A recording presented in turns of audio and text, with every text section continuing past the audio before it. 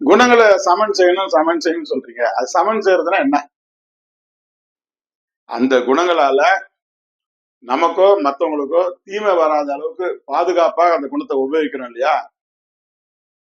அந்த தன்மையை நம்ம வளர்த்திட்டோம்னா குணங்கள் வந்து சமன் செய்யாது. இது எல்லா மகானும் சொல்லியிருக்காங்க. குறிப்பா வேதாத்திரி மகரிஷி அவர்கள் தனக்கோ பிறர்க்கோ தற்காலத்திலோ பிற்காலத்திலோ அறிவுக்கோ உடலுக்கோ துன்பம் செய்யாத அளவுக்கு நம்ம செயல்கள் இருக்கணும் அப்படின்னு சொல்லியிருக்கிறார். இதே இறையரசு சித்தர் என்ன சொல்லியிருக்கிறாரு? உன்னுடைய உன்னுடைய உயிரோ இன்னொரு உயிரோ வருத்தப்படாத மாதிரி நீ ஒரு காரியத்தை செஞ்சீங்கன்னா அது பாவம் இல்லை அப்படின்னு சொல்லிட்டு அவர் சொல்லியிருக்காரு.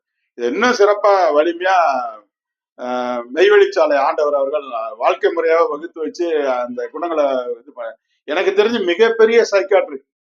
இன்னும் சொல்ல போனா மனோதத்துவ பாடத்துல வந்து அவருடைய புத்தகத்தை வந்து பாடத்திட்டமா வைக்கணும். யாரு? மெய்வெளிச்சாலை ஆண்டவர் எழுதி வச்சிருக்காரு இல்லைங்களா, அவரை தெய்வம் அப்படின்னு சொல்லுவாங்க அவங்க. அந்த புத்தகங்கள்ல வந்து மனோ தத்துவத்தை பத்தி ரொம்ப பிரமாதமா எழுதியிருப்பாரு. அவரு மெஞ்ஞானி தான், ஆன்மீகம் எழுதியிருப்பாங்க. நிறைய நிறைய பேர் நினைப்பாங்க, கிடையாது. மனதை பத்தி கம்ப்ளீட் கிளீனா மனதுல எப்படி வரும், அந்த மனம்னா என்ன அப்படின்னு சொல்லி தெளிவா எழுதியிருக்காரு. அதை பாத்தீங்கன்னா யூடியூப்ல நிறைய அது வருது, அதை பாத்தீங்கன்னா உங்களுக்கு புரியும்.